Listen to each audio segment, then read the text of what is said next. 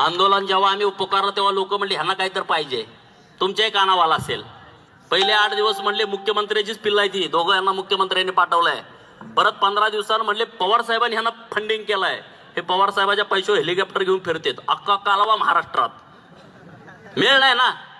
एकतर कोण करत नाही, केलं का त्याच्या मागे लागते भूतासारखं.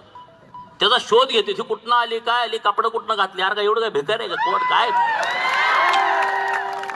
पॉझिटिव्ह थिंकिंग ठेवा.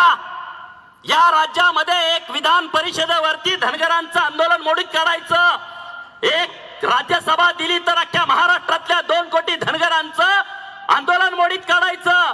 एखादं बिन खात्याचं मंत्रिमंडळामध्ये स्थान दिलं तर धनगरांना दुसरं काय द्यायची गरज पडत नाही, हे या राज्यातल्या राज्यकर्त्यांनी ओळखलं.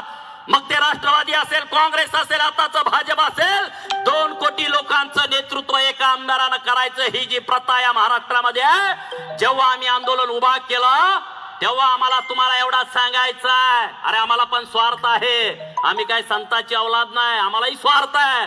पण गोपीचंद पडळकर आणि उत्तमरावला एक आमदारकी नको आहे, आम्हाला 35 धनगरांचे आमदार पाहिजेत, हे आमचा स्वार्थ आहे. बरोबर ना.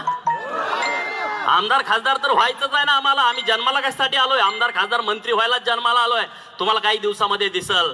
पण धनगर समाजाची ढाल करून दलाली करून आम्हाला आमदार व्हायचं नाही, दलाली करून आम्हाला खासदार व्हायचं नाही.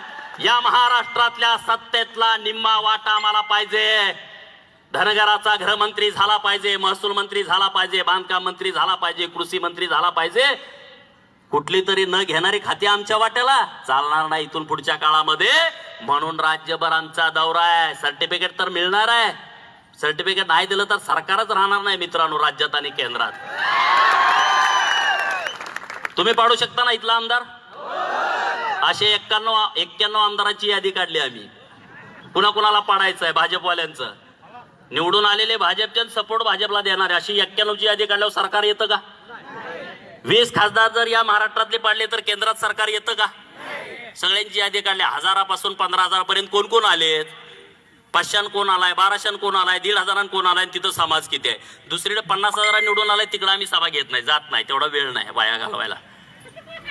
जिथं तुमचा उपद्रव्य मूल्य होऊ शकतो तिथंच कार्यक्रम लावलेत. आणि तुम्ही आज संध्याकाळी इथल्या व्यवस्थेला सांगा, खासदारांना आणि आमदारांना, जर तुम्ही एसटीच्या सर्टिफिकेट विषय वही देश पे राज करेगा.